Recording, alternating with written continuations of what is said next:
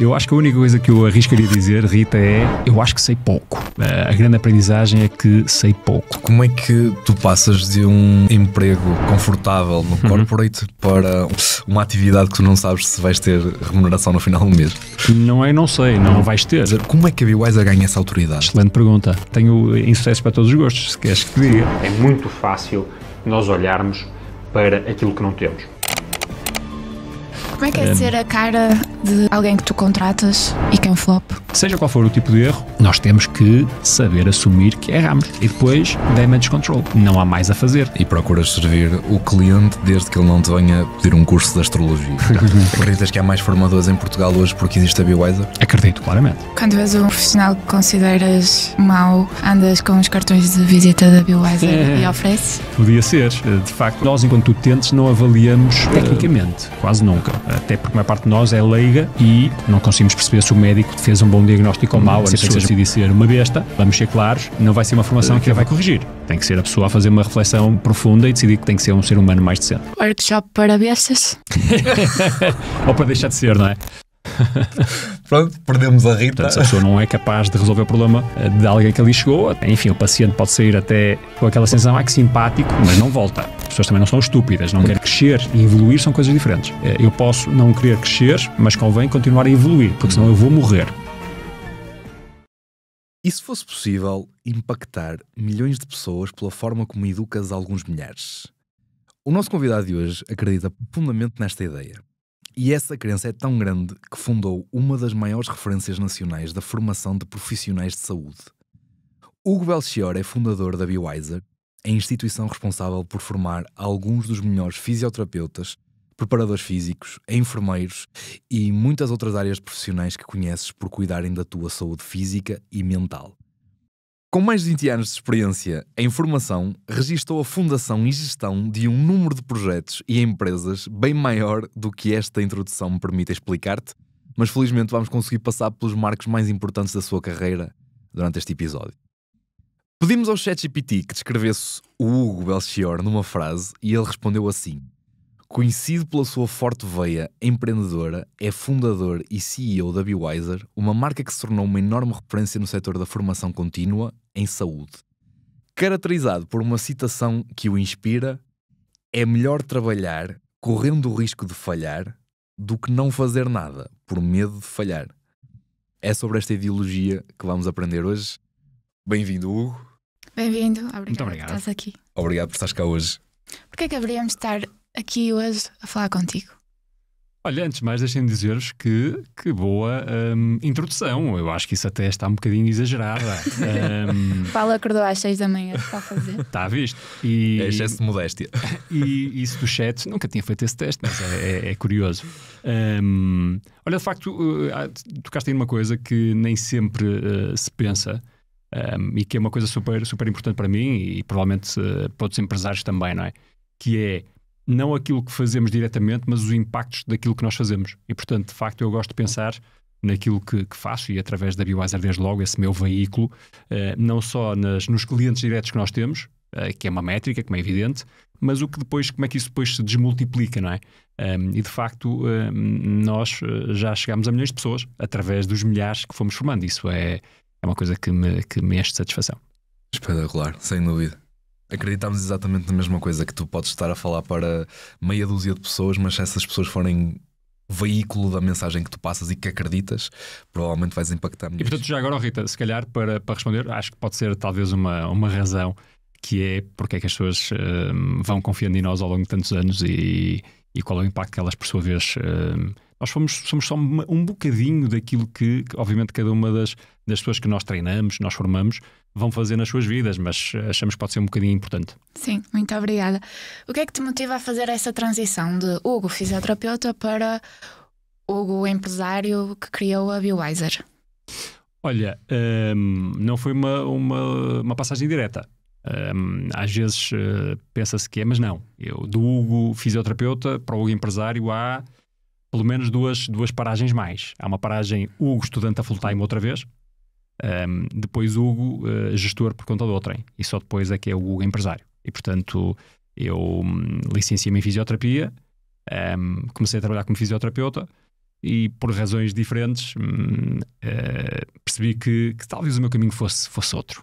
E uma das coisas que eu decidi fazer foi um MBA. E portanto fiz um MBA já há muitos anos, em 2003, 2004, e que foi um MBA em full time, e portanto eu deixei tudo e fui estudar. E no fim do MBA fui trabalhar como gestor na extinta Ótimos. Não sei se recordam da Ótimos, mas para os mais novos era uma empresa de telecomunicações que depois se fundiu com outra e deu origem a nós. Portanto, eu trabalhei lá. E depois de 2 anos e tal a trabalhar lá, aí sim é que saí para abrir minha primeira empresa, que não foi a Bewiser, e 1 ano e tal depois juntei ao meu portfólio uma segunda empresa, a Bewiser. Portanto, esse foi o trajeto. Mas a pergunta era como é que eu fiz essa transição, não é? Foi uma coisa natural. A Bewiser surge naturalmente porque me apercebi que havia ali uma oportunidade. Já a mudança de carreira foi uma coisa um bocadinho diferente. Foi mais, talvez, a resposta a um impulso mais visceral. Ok? Portanto, eu percebi que não estava no caminho certo, ou aquele que me ia satisfazer mais, e portanto daí procurei um outro caminho. E quando deixei o trabalho do mundo corporativo para entrar para a minha primeira experiência empresarial, foi de novo um impulso. Um impulso que eu tive consciência que era um impulso, mas era uma comichão que eu tinha que coçar. E portanto não foi fruto de uma grande... a minha primeira empresa não foi fruto de uma grande reflexão estratégica. Ok, tinha algumas ideias, mas sobretudo eu sabia que tinha que experimentar um caminho de criação de negócios. Porquê é que a empresa fechou? Qual? Essa primeira? Empresa. Ela durou mais de 10 anos. Portanto, foi uma empresa que eu diria que foi bem sucedida. Mas fechou por 2 razões fundamentais. Era uma empresa, já agora para contextualizar, era a Belpac, e era uma empresa de serviços de saúde. Começámos com serviços domiciliários e mantivemos sempre esse negócio, e depois fomos juntando outros serviços, nomeadamente serviços para entidades terceiras. E tivemos um cliente muito importante que foi fundamental para nós, que foram as residências Montepio, que são residências geriátricas. Nós fomos uns fornecedores de serviços de saúde dessa primeira unidade que eles abriram em Portugal, em 2006, 2007, por aí. Depois uma segunda unidade. Mas a certa altura, por decisão estratégica daquela empresa, eu sabia que isso ia acontecer um dia, decidiram internalizar os serviços que nós estávamos a prestar. E portanto, a partir desse momento, aquilo que seria a relevância financeira da empresa ia ser muito menor. Não era inexistente, mas era muito menor. E eu já tinha tanto que fazer na Bewiser e noutras coisas tinha pelo meio na altura já. Decidi, bom, não é tarde nem é cedo, vou puxar a ficha. E fez o seu caminho. Antes disso, como é que tu passas de um emprego confortável no corporate para uma atividade que tu não sabes se vais ter remuneração no final do mês? Não sei, não vais ter. Não vais ter. E portanto há ali uma certa dose de coragem a roçar a loucura, mas que enfim, tem um combustível grande, que é muita vontade de quereres ser bem sucedido naquele caminho que estás a começar. E portanto é evidente que eu sabia que ia deixar uma posição razoavelmente confortável. Também não era administrador da Ótimos propriamente, mas até voltar a ganhar aquilo que eu achava que era muito mal pago e as condições más que eu tinha, andei muito tempo. E portanto foram anos duros, porque de facto, seja o que for que ganhes, é melhor que zero. E zero foi o que eu ganhei durante muito tempo. E portanto foi uma adaptação a uma nova realidade, mas sobrevivi. Mas não é uma coisa que eu sugiro a toda a gente, aviso já. Achas que esse foi o maior desafio de fundar a Bewiser? Isso a Bewiser já é um pouco depois. Mas esse desafio de dar portanto, um salto, que não tem que ser sempre um salto de fé, não é? Em que deixas uma coisa mais estável para abraçares totalmente uma outra realidade, é desafiante, sem dúvida. Não sei se foi o maior desafio, porque tudo tem um determinado momento. É evidente que eu também tinha menos anos, não tinha grandes responsabilidades, e portanto também tornou a coisa mais fácil, como é evidente. Tu montaste a Belpac.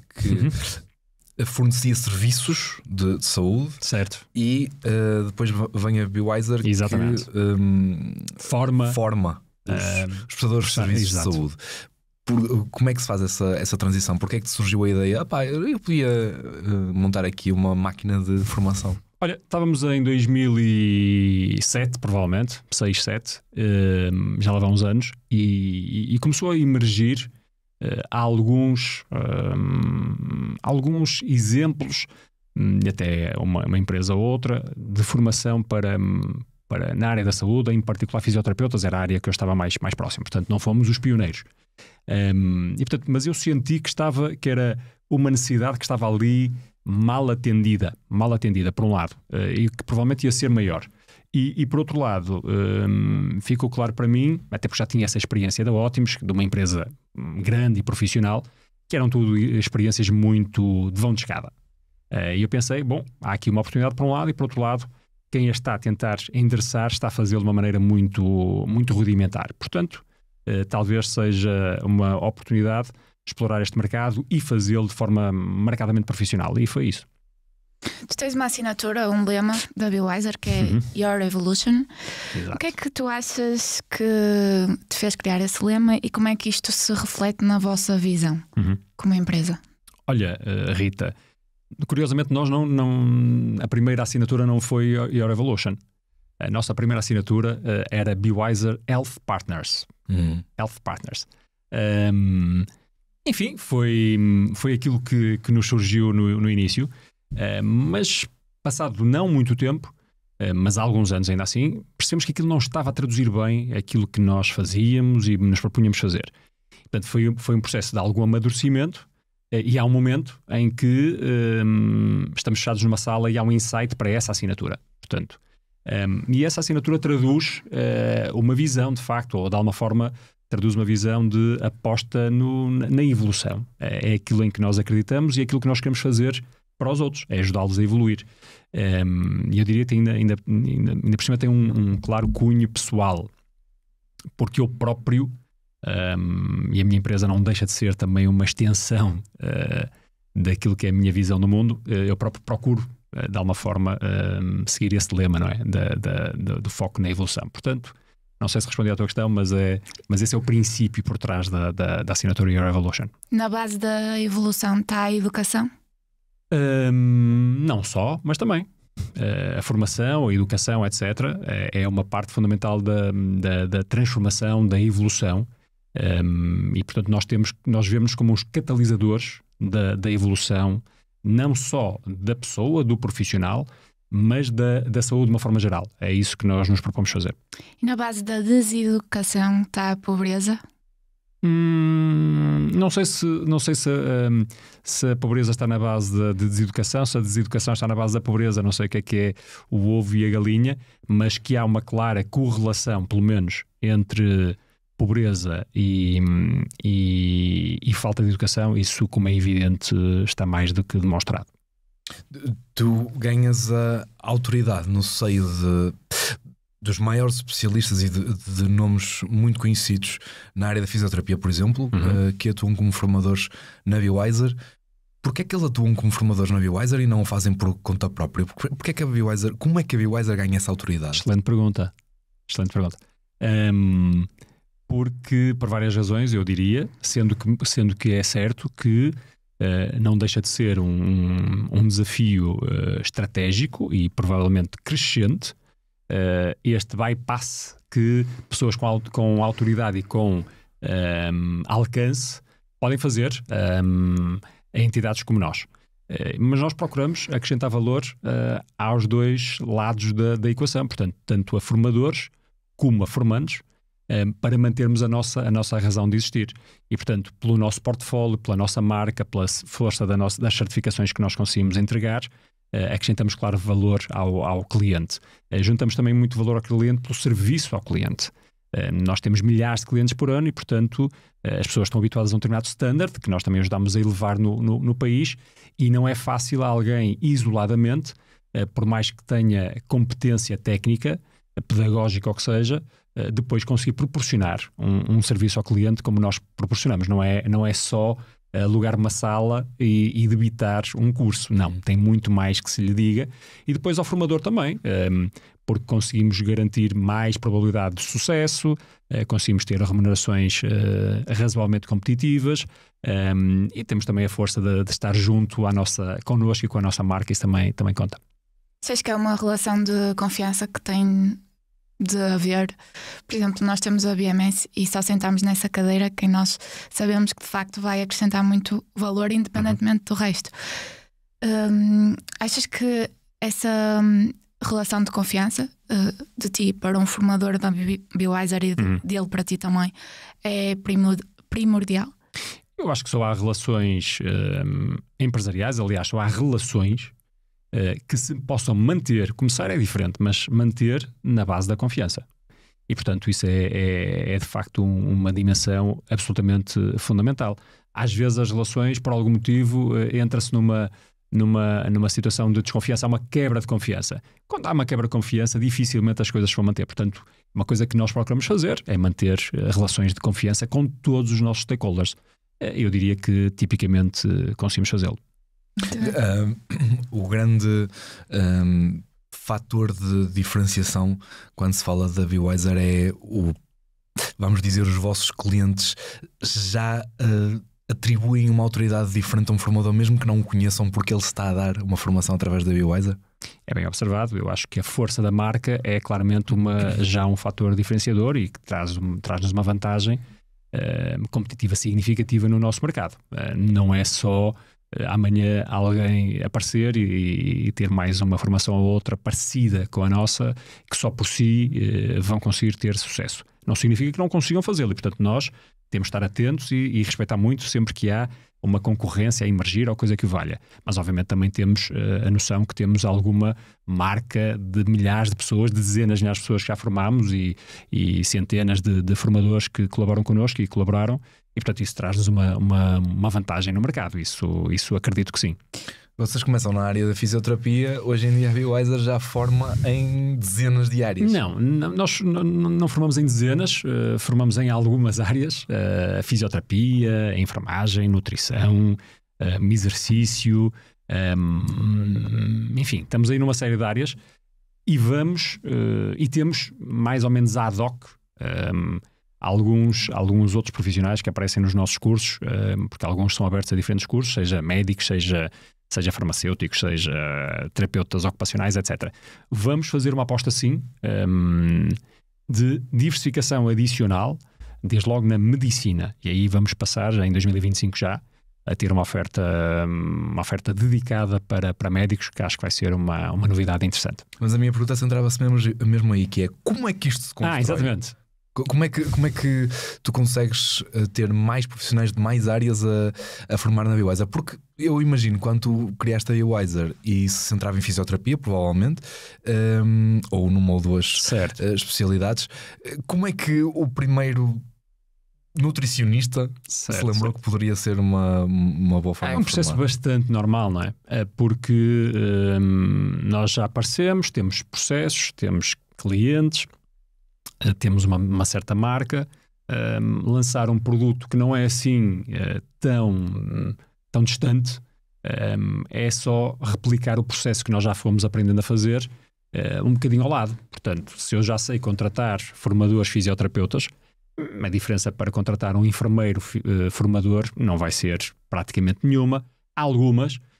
O desenho do produto não vai ser assim tão diferente, há algumas diferenças e vai-se fazendo esse caminho, é razoavelmente natural. Depois temos que ajustar, obviamente, aquilo que é a comunicação, a promoção, aquelas coisas todas, mas é um processo bem mais simples que o que possa parecer. Mas é um processo que normalmente parte da Bewiser para o formador ou é o contrário? Ambas. Há situações que nós vamos atrás, porque há um cliente qualquer que nos desafia, seja um cliente empresarial, seja porque temos pessoas no mercado que nos perguntam: posso me inscrever, ou porque é que não tem esta formação, ou que tal, e portanto nós procuramos estar atentos, e outras porque nós identificamos que há ali algumas oportunidades e procuramos nós criar soluções para dar resposta a essas necessidades que nós estamos a identificar. Tu deste voz a uma palestra com o nome "E quando o plano não resulta". Queres partilhar algum insucesso? Sei que já falamos de uma empresa que tu tiveste, mas que não consideramos um insucesso. Certo. Algo assim tangível que tu possas dizer-nos? Um exemplo de algo De insucessos? que consideras... Podíamos ter aqui um bom tempo a falar de insucessos. Portanto, vamos lá ver. Antes de mais, falaste aí de uma palestra, não foi? Ou um workshop ou coisa do género, já nem sei. Como é que se chamava? E quando o plano não resulta? Com o plano não resulta, É exato. Que tem que de facto ver com essa outra questão. E aquilo que eu me recordo dessa reflexão sobre quando o plano não resulta, que vem talvez a propósito dessa tua segunda parte da questão, é que eu sou daqueles que acha que devemos planear. Atenção, ok, devemos ter um plano mais ou menos geral e depois tão detalhado quanto possível no que fizer sentido.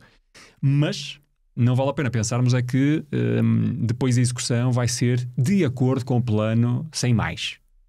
Porque basta haver uma mudança qualquer no contexto, no paradigma, na nossa circunstância pessoal ou empresarial, e portanto depois vamos ter que nos conseguir adaptar. E portanto aí a reflexão que eu convido todos a fazer é que planear sim, mas muita capacidade de reagir e alterar, ajustar o plano. Portanto, e quando se tem um insucesso é justamente também isso que temos que fazer, porque eu não conheço ninguém que lança uma coisa qualquer para ter insucesso. Pronto, e portanto, mas às vezes o insucesso vai aparecendo, vai se desenrolando e nós vamos ter que ajustar o nosso plano. E se me perguntas sobre insucessos, eu tenho, há bocado tiveste uma introdução interessante, com exceção do facto de 20 anos de experiência, porque eu senti-me assim um tipo um bocado velho, mas é o que é um facto. E portanto, ao longo de 20 anos de carreira profissional, de facto, seria impossível não ter acumulado já uma bela dose de insucesso. E portanto tenho muitos. Olha, já abri empresas, já fechei empresas, já lancei produtos que foram fracassos, já lançámos campanhas que não correram bem e foram mal interpretadas, já contratei pessoas que foram flop para aquela pessoa, naquela função, bem entendido. Enfim, já tenho já tenho insucesso para todos os gostos, se queres que diga. Como é que é ser a cara de alguém que tu contratas e que é um flop? Uhum. E depois tu és a cara disso? O profissional que foi um flop não tem nada a ver. E depois lidar com a insatisfação dos clientes. Como é que é este processo? Estás-me a dizer se o produto, no fundo, se por exemplo uma formação correr mal? Sim. Olha, não é bom, mas faz parte. Desde que nós... há uma primeira coisa que deve acontecer para tentar mantermos a nossa sanidade, não é? Que é, a coisa pode correr mal, mas nós fizemos aquilo que era suposto termos feito. Okay? Portanto, se às vezes fazemos as coisas que era suposto serem feitas e por algum motivo a coisa não correu bem, é menos grave. Ok? Pronto, não correu bem por alguma circunstância ou a expectativa que havia não era exatamente aquela, por falta de comunicação, o que seja. Coisa um bocadinho diferente, isso já nos aconteceu, claro. Coisa um bocadinho diferente, que também já nos aconteceu, foi nós fizemos algum tipo de diligência menos cuidada ou uma preparação menos cuidada, seja na escolha da pessoa, seja na preparação logística de uma coisa qualquer, e seja qual for o tipo de erro, nós temos que saber assumir que erramos. Pronto. E depois, damage control. Não há mais a fazer. O erro, quando está tomado, quando está feito, está feito. Há que assumir e tentar resolvê-lo. E depois refletir porque é que cometemos aquele erro para tentar desenhar processos e reafirmar princípios que nos ajudem a evitar ou a mitigar a probabilidade daquele erro voltar a acontecer, que muitas vezes acontece outra vez. Não vale a pena também termos ilusões. E portanto é um processo. Agora, quando há uma circunstância, enfim, que azeda, eu vou dar a cara. Portanto, faz parte do jogo. Leva as balas, eu exponho mais balas. E está aí o segredo sobre muitos sucessos, que é muitas vezes só assumimos a responsabilidade. Há uma visão, eu já não me lembro quem é que disse isso, mas que falava sobre a impossibilidade de tu seres bom contratante. Tu nunca és bom a contratar, porque nunca ninguém o é, porque a pessoa mais genial do mundo na posição errada pode ser um flop, ou seja, pode ser um excelente profissional, mas naquela posição não resultou. Tu és muito bom a despedir, ou és muito bom a terminar uma participação profissional de alguém numa empresa. Qual é que tu achas que...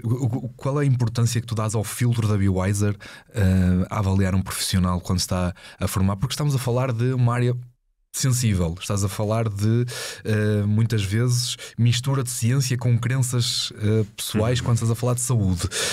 É apertado este filtro? Estás a falar de contratar colaboradores ou... Os formadores. Nós temos um processo para identificar formadores, mas depende obviamente do próprio produto que estamos a tentar desenhar. Se é um produto que parte completamente do nosso desenho, se é um produto que nós vamos revender, porque também temos alguns, e portanto temos uma certa diligência para verificar se aquela pessoa faz sentido. E portanto passa por procurarmos ter algum feedback, por explorarmos aquele trajeto, por falarmos com a pessoa, por explicarmos qual é a nossa expectativa, os nossos objetivos. E portanto é um processo que tipicamente eu diria que corre bem, mas não sem riscos. Não sem riscos. Há tópicos sobre os quais tu não aceitarias uma formação na Bewiser? Claro.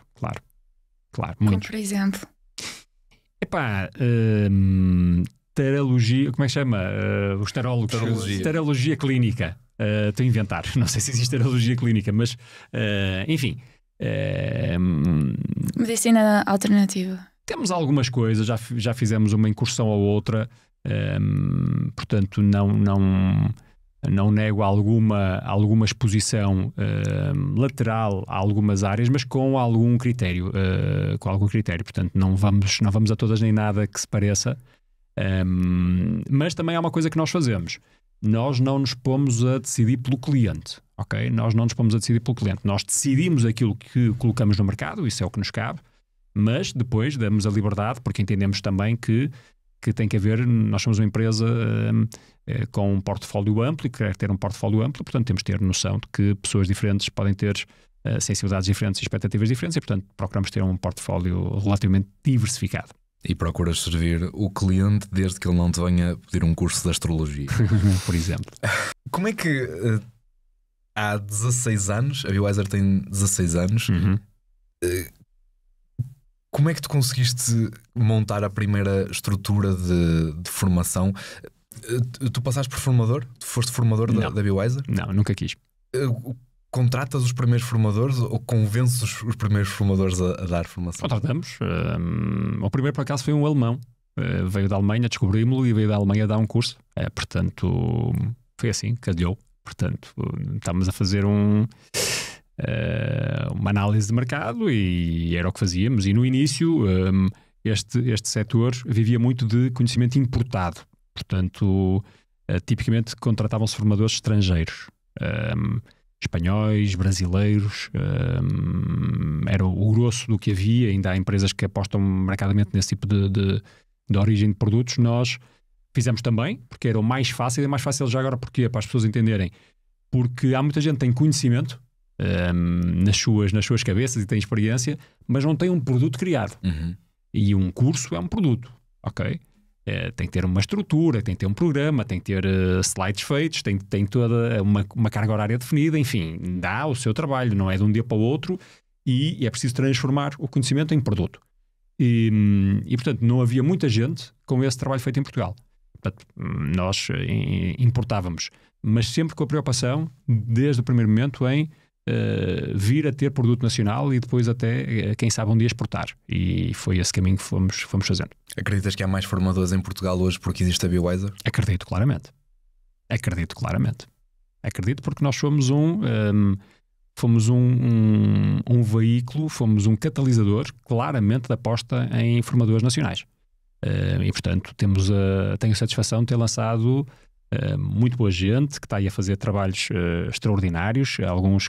Muitos continuam connosco, outros foram fazer outras coisas para o outro lado. Mas isso é das coisas que me satisfaz, é justamente ter feito essa aposta em em produto nacional, em pessoas que tenham esse conhecimento e que juntam conhecimento científico, conhecimento prático, e portanto acho que depois isso também foi incentivando ou foi inspirando outras empresas a fazerem o mesmo. Portanto, sim. Já tiveste algum profissional, aluno, o que quisermos chamar, cliente, o que quiser chamar, da Bewiser que passou para formador da Bewiser? Ou seja, de formando a formador? Claramente. Vários. Muitos. Isso é de facto daquelas coisas muito prazerosas e até inspiradoras que nós vamos fazendo. É como se estivesse a produzir a tua própria máquina. É um bocado, mas para além dessa ligação até mais profunda e emocional que tipicamente se consegue com essas pessoas, é de facto a tradução daquilo que nós andamos aqui a tentar fazer, e depois nós procuramos fazer aquilo que apregoamos, e isso é um bom exemplo daquilo que nós apregoamos. Há que apostar em pessoas que demonstram capacidade, etc., têm competência, e nós sempre que podemos fazemos-lo. Se queres ganhar conhecimento em áreas como fisioterapia invasiva, tendinopatias, pediatria, performance, dermatofuncional, musculoesquelética e muito mais, não percas tempo e conhece já as 7ª jornadas de fisioterapia da Escola Superior de Saúde Fernando Pessoa. Esta vai contar com uma fisioterapeuta internacional, fisioterapeutas de atletas medalhados olímpicos, o bastonário da Ordem dos Fisioterapeutas, professores e coordenadores de diversas faculdades do país, CEOs de empresas do ramo e muito mais. Nós somos parceiros do evento e vamos estar lá a aprender com os melhores. Hoje temos connosco o presidente e a vice-presidente das 7ª Jornadas de Fisioterapia. Olá, eu sou a Mariana Neto e sou a vice-presidente das 7ª Jornadas de Fisioterapia da Escola Superior de Saúde Fernando Pessoa. Olá, eu sou o Luís Basquinho e sou o presidente das 7ª Jornadas de Fisioterapia da Escola Superior de Saúde Fernando Pessoa. Não percas esta oportunidade. Qualquer empresa que queira patrocinar o evento, basta encontrar o link que está na nossa bio. Vais encontrar também nesse link as nossas redes sociais e o link para te inscreveres e conheceres todo o programa destas jornadas. Aparece!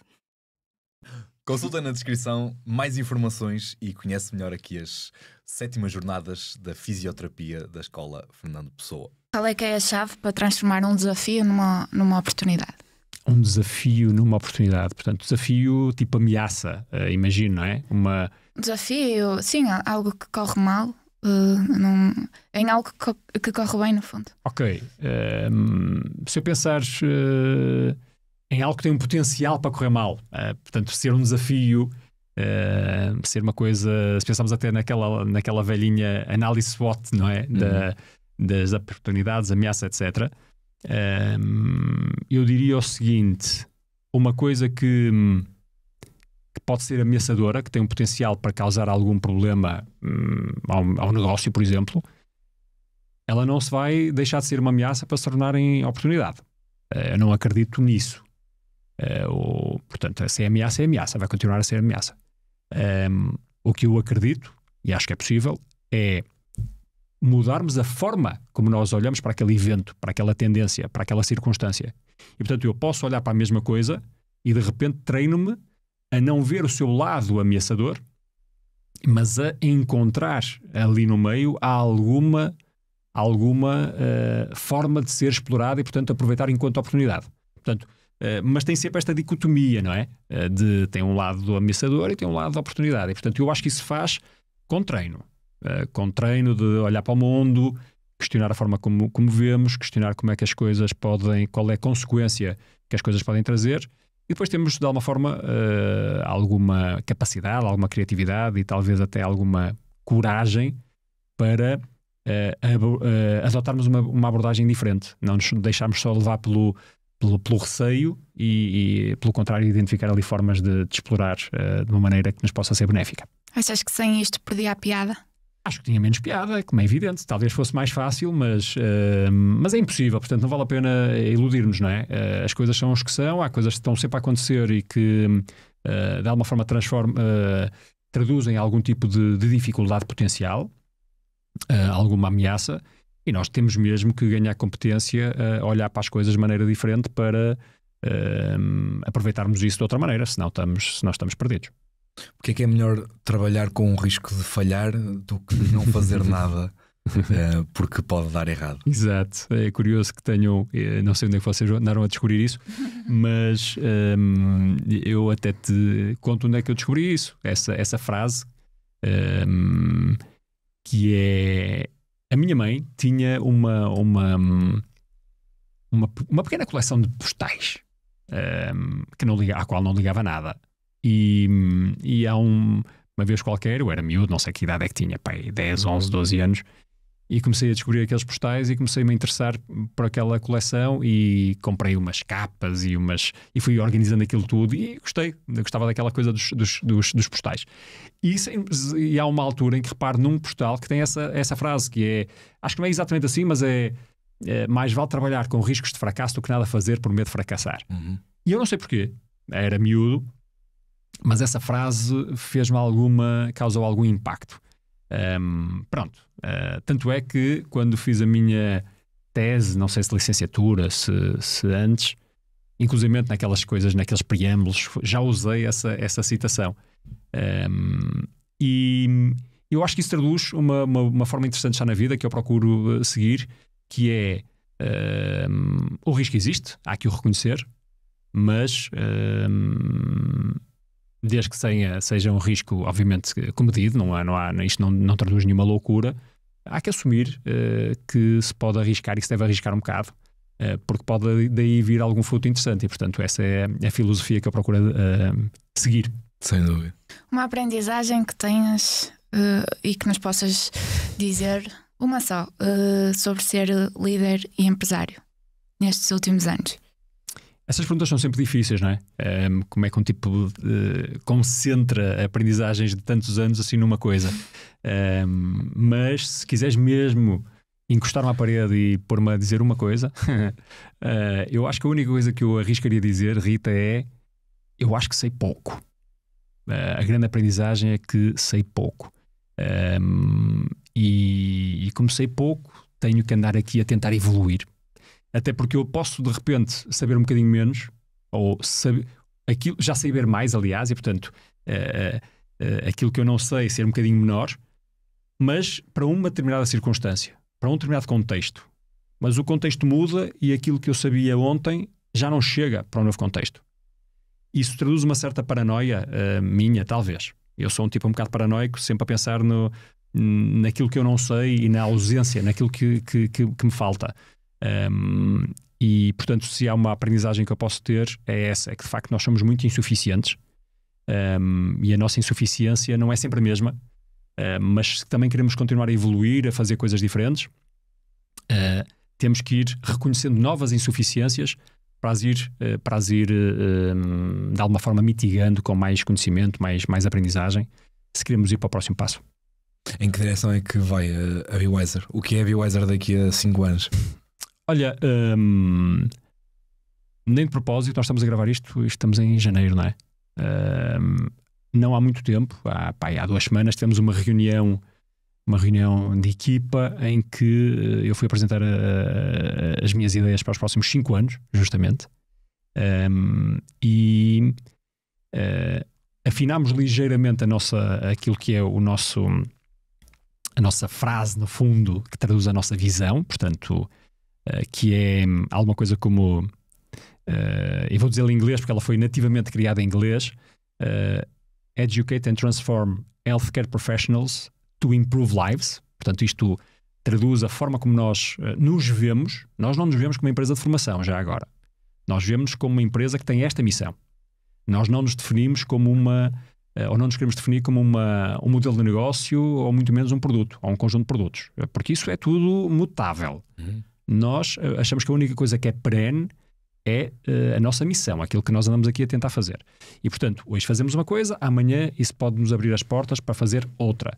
E, portanto, aquilo que nós queremos andar a fazer daqui a 5 anos é isto, é continuarmos a fazer este caminho de transformar, melhorar vidas dos profissionais e, por arrasto, das pessoas a quem eles chegam, muito à custa de alguma aposta no conhecimento, na sua transformação, na transformação das pessoas pela via do conhecimento, da sua formação. Como é que vamos entregar isto daqui a 5 anos? Não tenho a certeza, mas estou convencido que vai ter uma dimensão tecnológica maior, vamos ter layers de tecnologia mais marcados naquilo que é o nosso produto e a nossa forma de funcionar, e essa claramente é um caminho. Esse é claramente um caminho. Uhum. De que tecnologia, a que tecnologia te referes? De monitorização, de... Olha, desde logo do ponto de vista da formação, se nós queremos chegar a muito mais gente, e nós queremos chegar a muito mais gente, e impactar mais vidas, só se massifica esse reach com uma difusão baseada mais em tecnologia. E, portanto, a forma como se entrega o produto, como a pessoa consome o produto, etc., vai ter maior intermediação tecnológica, ok? Não obstante, vamos continuar a ter e até a aprofundar a formação presencial, mas mesmo a presencial vai passar a ter uma componente online. Portanto, vai ser esse mix que nós vamos apostar. Portanto, isso é uma das dimensões da nossa tecnologia no próprio produto. Depois, o mundo está a mudar tanto, a forma como as empresas têm que organizar também está a mudar tanto, que nós também estamos a identificar e a começar a fazer alguns desenvolvimentos de dimensões tecnológicas da nossa forma, enfim, relacionadas com a nossa gestão interna. Porque também temos que dar aí um salto. E, eventualmente, não sei se é isso que estavas a apontar, poderemos vir a ter, é bem provável que sim, algumas plataformas, algumas soluções tecnológicas que contribuam para a concretização desta nossa missão de uma maneira diferente. Portanto, e o que vai poder ser daí, logo veremos. Conversas para um próximo episódio. Qual é o teu maior medo como CEO da BioWiser? Qual é a maior ameaça que tu identificas? A maior ameaça... Olha, o mundo está de facto a mudar a uma velocidade tal, nomeadamente com este advento todo da inteligência artificial, que vai mudar quase tudo, e o mundo da formação, da educação não vai ser diferente. E, portanto, é uma coisa que eu poderia dizer que me assusta muito, porque de facto vai mudar aqui o jogo. Exatamente como, não tenho a certeza, tenho algumas ideias, mas, até pegando naquilo que dizíamos há bocado, procuro não só reconhecer o lado da ameaça que de facto vem daí, mas aproveitar também para pensar que oportunidades é que podem surgir daqui. E eu estou apostado firmemente em ir por essa perspectiva, que é como é que nós podemos aproveitar o que está aí a acontecer e até isso ajudar a alavancar e a escalar o nosso negócio. E, portanto, procuro que esse medo que eu tenho, enfim, não me tolha, antes me incentive a avançar. Uhum. Tu achas que em Portugal ainda temos um longo caminho a percorrer até termos profissionais extremamente capacitados para dar resposta ao paciente? Olha, eu acho que os profissionais portugueses, de uma forma geral, são bastante competentes. Acho que a formação média é boa. Também não somos os melhores do mundo, não vamos pensar que somos os melhores do mundo em tudo, não é assim tão óbvio, mas nós temos muitos formadores internacionais, também já fizemos formações noutros países e, portanto, vamos tendo de facto esse feedback que as pessoas estão genericamente bem preparadas. Portanto, eu não acho que haja aí um problema extraordinário. Agora, com o aumento do número de vagas nas escolas de saúde, nas faculdades de medicina, etc. e tal, é evidente que vai haver é sempre um desafio manter níveis de qualidade altos e, portanto, desde logo o ensino superior vai ter que também se ir transformando, vai ter que ir atualizando as suas formas de ajudar as pessoas a fazerem esse crescimento e a formar profissionais para que o nível não baixe. E, portanto, e de novo aí eu acho que a tecnologia vai fazer vai dar alguma ajuda, não vai resolver tudo, mas pode ser um caminho. Quando vês um profissional que consideras mau, andas com os cartões de visita da BioWiser e ofereces? Sabes que é uma boa, podia ser, de facto, olha, já agora, não é? Talvez queira considerar esta empresa para resolver aqui essa pequena falha. Nunca me tinha passado pela cabeça, mas é uma boa observação. Vou ter em conta. E já agora sugiro a toda a gente que nos possa estar a ouvir que faça o mesmo. Mas é curioso, porque eu acho que a maior parte das vezes, isto se calhar um bocadinho lateralmente, um profissional, nomeadamente de saúde, quando ele é mal avaliado por um paciente, por um utente, nós enquanto utentes não avaliamos tecnicamente, quase nunca. Até porque a maior parte de nós é leiga e não conseguimos perceber se o médico fez um bom diagnóstico ou mau, a não ser que seja uma coisa gritante. Ou se o enfermeiro fez uma coisa errada, ou se o fisioterapeuta, enfim. Tendemos a avaliar a competência pela simpatia, pela empatia. Pela forma como somos tratados com dignidade, etc. Portanto, isso é algo que, por mais formação técnica que possa haver, não chega. A pessoa pode ser tecnicamente brilhante e ser ridiculamente incompetente enquanto ser humano, enquanto profissional, que também se espera que tenha essa empatia. Portanto, e aí não é propriamente uma formação que vai resolver, tem que ser a pessoa a fazer uma transformação pessoal mais profunda. Achas que não devia haver essa oferta formativa no tato humano? Acho que há, e nós também temos alguma coisa nisso, e mesmo quando não é uma formação específica nisso, muitos formadores tocam nesses aspectos de forma transversal. O que eu quero dizer é que se a pessoa decidir ser uma besta, vamos ser claros, não vai ser uma formação que a vai corrigir. Tem que ser a pessoa a fazer uma reflexão profunda e decidir que tem que ser um ser humano mais decente. Calma que este podcast começou agora. Dá-te vontade de ter formações de soft skills na Bewiser?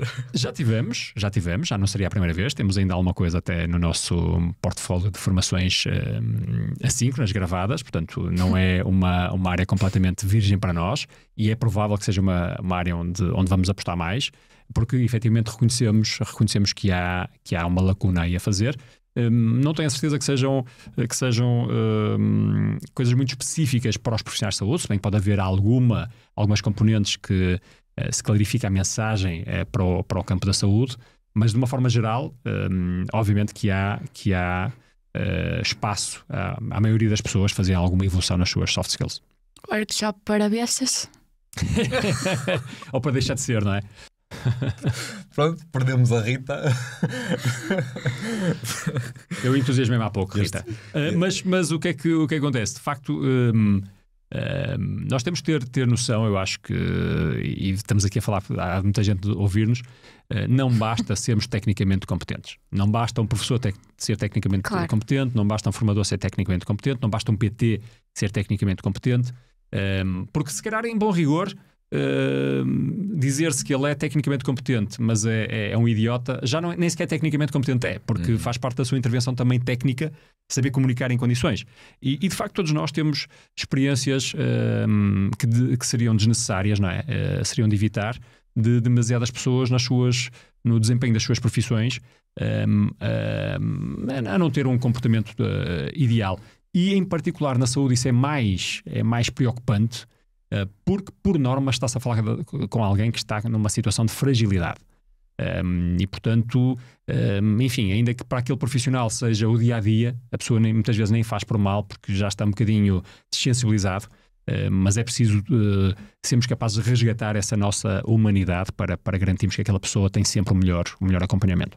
Totalmente, e ainda há pouco tempo tivemos cá o Miguel Moço, fisioterapeuta, e também já tivemos cá outros fisioterapeutas que disseram exatamente a mesma coisa, que é: tu podes ter um enorme fisioterapeuta tecnicamente que é uma besta e que por isso é muito mal avaliado pelos seus pacientes, e um fisioterapeuta menos capaz, mas que é muito humano, terá sempre uma avaliação muito melhor, porque o paciente não sabe avaliar propriamente a base científica que ele tem por trás, mas aquilo que se sente numa consulta faz a diferença toda. A pessoa sairá provavelmente mais satisfeita, mas também vamos lá ser claros. Claro. Um profissional tem que saber resolver os problemas. Portanto, também há ali um standard mínimo que é preciso resolver, não é? Ou é preciso garantir. Portanto, se a pessoa não é capaz de resolver o problema de alguém que ali chegou, enfim, o paciente pode sair até com aquela sensação, que simpático, mas não volta. As pessoas também não são estúpidas, não querem só simpatia, porque às vezes também quando se fala muito disto das soft skills e tal, cria-se um bocadinho esta ideia um bocadinho ilusória que eu posso não saber muito das coisas, não preciso de hard skills e basta ser um tipo empático e simpático. Não é verdade. Também não vale a pena estar-se a enganar as pessoas. As hard skills são absolutamente fundamentais. Claro. A pessoa tem que saber aquilo que tem que saber. convém é que, sobretudo em algumas áreas, juntar-lhe umas soft skills adequadas.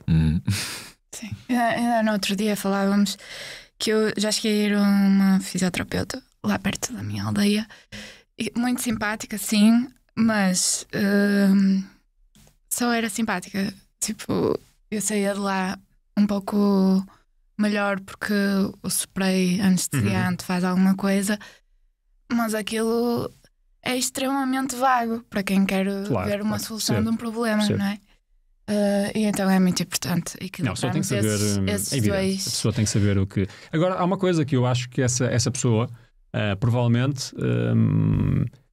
eu arriscaria dizer que tem mais potencial de ser bem sucedida mais facilmente do que alguém que até pode ser muito competente, mas é de trato muito difícil, porque a formação técnica é por norma mais fácil de absorver, de incorporar na prática, do que uma formação em comportamental. Portanto, ou seja, a pessoa não sabe, enfim, fazer uma determinada intervenção. Com uma formação, ela provavelmente vai lá. Ok? E portanto, o que se pode sugerir a essas pessoas é que não se esqueçam das hard skills e vão lá apostar nas suas competências. Que estratégia é que tu consideras essencial para expandir um negócio na área da saúde? Expandir, ficar maior, é isso? Sim, sim. Olha, eu pergunto muitas vezes coisas dessas e vou dizer aquilo que eu digo por norma, que é o seguinte: primeiro ponto, a pessoa tem que pensar bem se quer fazer crescer o seu negócio. Porque às vezes há um bocadinho esta cultura, não, a empresa tem que crescer, tem que se ganhar mais dinheiro, essas coisas e tal, ou tem que se crescer. E não é verdade. Isso é um mito. As empresas, os negócios não têm obrigatoriamente que querer crescer. Não é, eu não acho nada que seja obrigatório. A pessoa pode perfeitamente e legitimamente dizer: eu quero que o meu negócio mantenha pequeno. Eu até se calhar podia fazer crescer e não quero. Portanto, o crescimento é uma opção estratégica. Não é uma obrigação. Ok. Coisa diferente é a evolução. Porque crescer e evoluir são coisas diferentes. Eu posso não querer crescer, mas convém continuar a evoluir, porque senão eu vou morrer. Ok? Agora, isto posto, para se crescer, para se expandir, não é? Foi o que tu disseste. Por norma, eu diria que as pessoas acabam por considerar ou sintetizar isso de uma maneira que é ganhar mais dinheiro. Ok? É assim que o crescimento empresarial, de alguma forma, tipicamente traduz essa vontade de ganhar mais dinheiro. E para ganhar mais dinheiro, eu acho que podemos ver, há um espectro de opções, e num extremo da reta temos uma solução e no outro extremo temos outra. O que é que eu diria? Numa temos a maximização da margem unitária, que é o que eu quero dizer com isto. A pessoa, aquele negócio, arranja a maneira de ser mais rentável por cada venda, por cada cliente. Ok? No outro espectro, temos a margem até pode ser curta por cada venda, não tem que ser, mas pode ser, e vai lá cresce pelo volume. Ou aqui um mix destas opções. E portanto, a opção por algum ponto deste espectro dependerá daquilo que for o negócio, daquilo que for a competência também daquelas pessoas, o contexto, etc.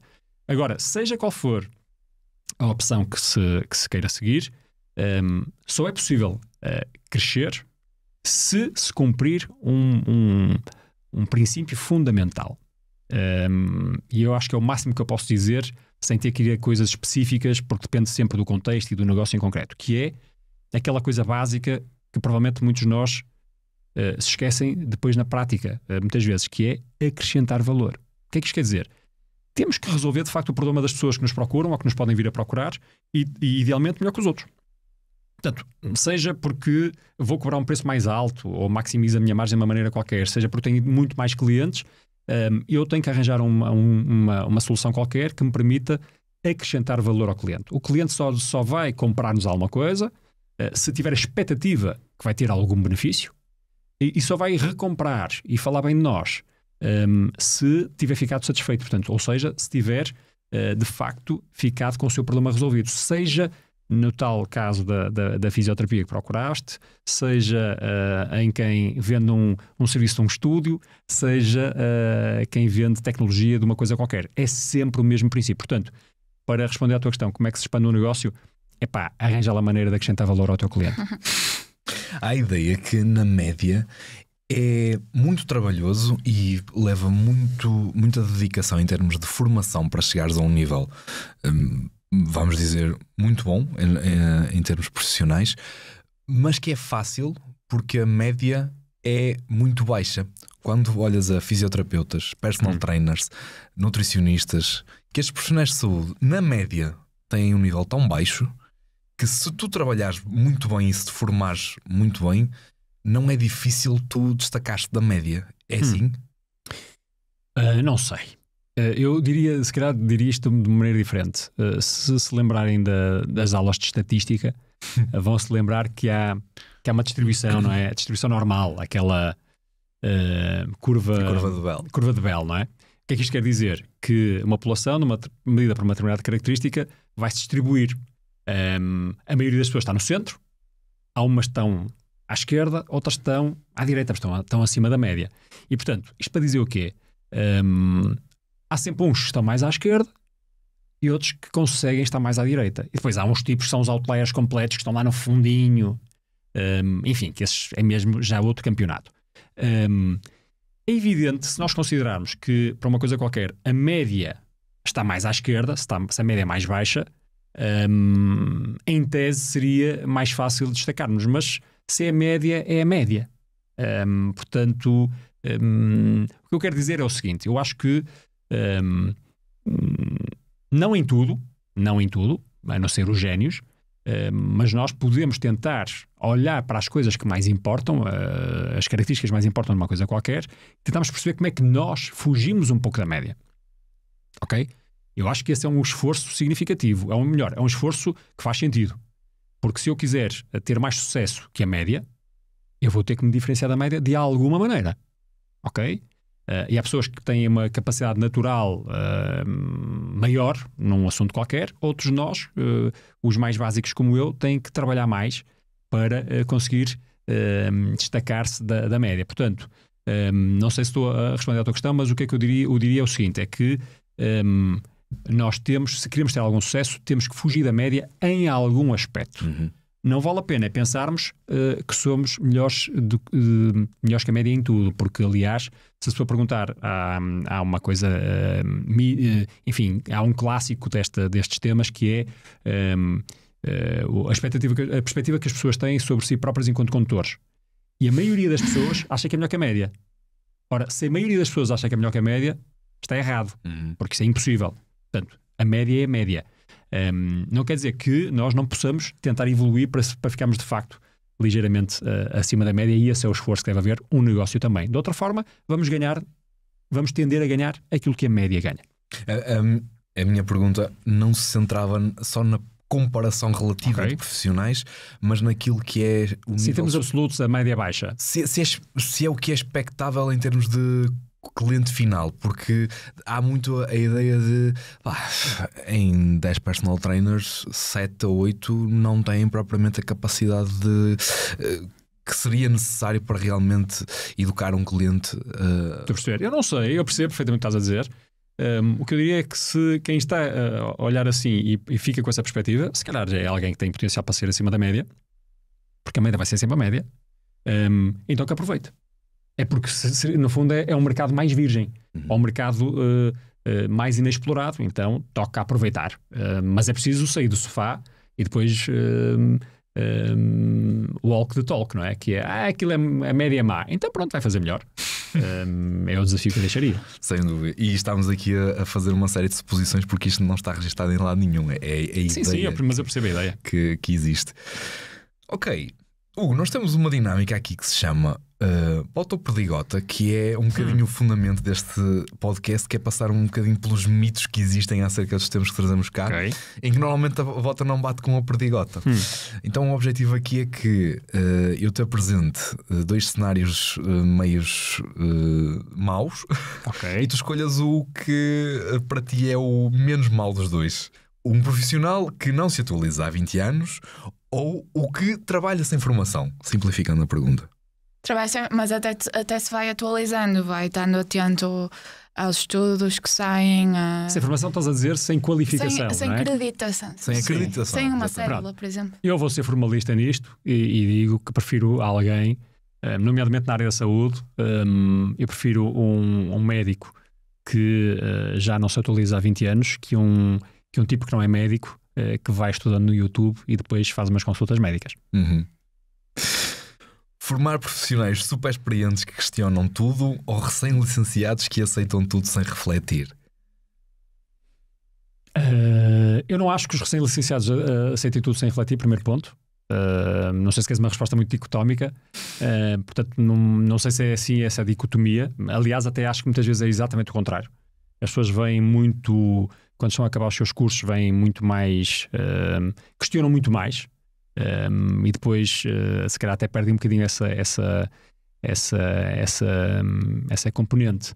Mas, portanto, perguntavas se eu preferiria um profissional, como é que é? Um recém-licenciado que questiona tudo. Se preferias formar um profissional que já é super experiente ou um licenciado que não tem essa experiência e absorve muito mais a formação. A minha experiência é muito mais com essa segunda opção. Portanto, por norma sempre trabalhei, não só agora, por acaso até estou a mudar um bocadinho, mas sempre tive muito mais pessoas recém-licenciadas, assim, verdinhas, fresquinhas, e portanto votava nesta segunda. Ter alunos que aplicam imediatamente o que aprendem, mas nunca voltam a investir em formação, ou alunos que fazem várias formações, mas nunca aplicam? Claramente que a Biwiser gosta da segunda opção. Na ótica do negócio. Exato. Não, mas vamos lá ver. A pessoa pode não aplicar diretamente uma coisa que aprende porque, por exemplo, é uma técnica ou porque entendeu que não é aplicável ou porque não se reviu muito naquilo, mas se o está a fazer, se está a não aplicar, já está a aplicar o conhecimento. E, portanto, eu votava nesta segunda. Sem interesses pelo meio. Sem interesses. Sem interesses. Formar profissionais que precisam de reciclagem urgente, mas que minimizam a importância, ou profissionais atualizados, mas que querem dominar cada detalhe? Acho que são realidades não dicotómicas, não são mutuamente exclusivas. Para cada uma delas é preciso uma abordagem diferente, porventura produtos diferentes, etc. Mas eu votava no X. Não é um X2, acho que lá no meio. Exatamente. É difícil ajustar quando estás a construir um produto de formação, tens a noção tens de tomar opções, não é? Não podes querer fazer tudo na mesma coisa. Tens de tomar algumas opções e, portanto, isso torna o produto mais interessante para umas pessoas, menos interessante para outras.